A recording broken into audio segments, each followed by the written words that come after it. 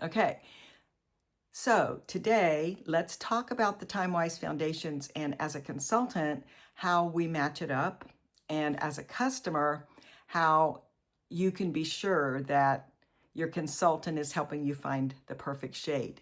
There's several ways to sample, and one of them is in person. And I personally like to buy one of each full-size tube and go ahead and squeeze a little bit out and let myself and customers try it. Another way is the little foil pack samples that you can get as consultants, and you can send that to them and they can try it at home, or you can use those in person too.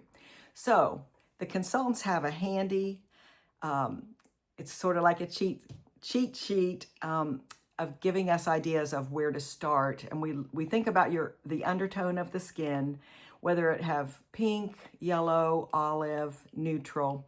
We think about that, and then we also think about the shade that you wore before if you were a Mary Kay Foundation customer.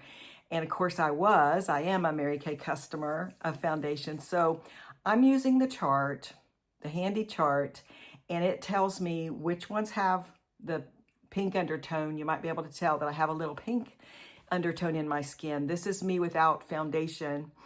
And so that's kind of like cool or pink. And so I've looked at our chart, and it's told me that because of the color I wore before, I could try quite a few different choices, but I'm going to go ahead and try 3 of them and see if we can land on a good spot to which one might be the best. I really think I could probably wear any of them, and by the time you get blush and lip color on, it'll probably look great. So the first one is called Light 7, and it is more like the Ivory 160, which I could wear, but it was a little bit too light, and this is a little bit light too, as I'm thinking. So there it is. And the way to test it, if you're a consultant especially, is you want to move it enough that you can actually see what it looks like all over instead of just a stripe. Stripe test works somewhat, but it's really good to see it blended. Now, I think it's a little bit light or maybe yellow or something. So I'm going to use the other side here, but I could get by with it for sure. If I put blush on, I'd be fine. This one's medium 4, and I kind of think already it looks like a better match.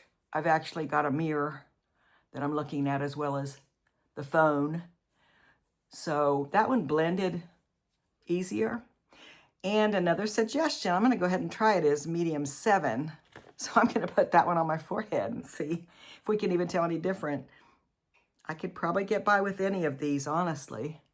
So let's move it around. Covers really well. Covers the sunspot that I have right there, and I didn't even use concealer yet. Okay, what do you think?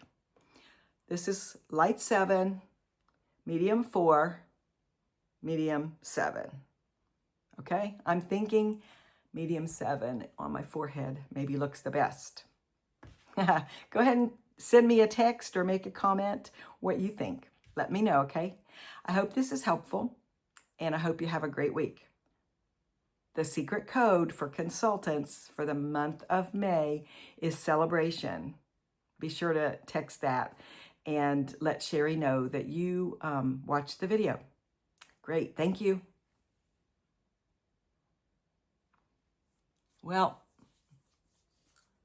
let's go ahead and put it everywhere. Let's do medium 7 now. I am blending it on top, but let's see how it looks when I get it all on. I might as well.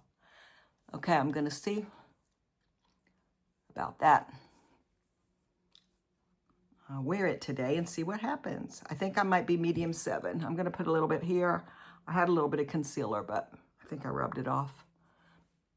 How's that?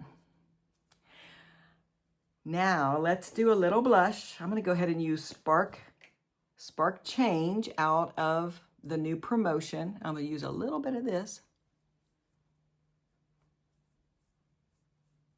Whoa, it looks a little bright when you first put it on. Next time we might do a video on the new technique of putting your foundation on after you put everything else on. Okay, that would be the medium 7. Have a great week. Bye-bye.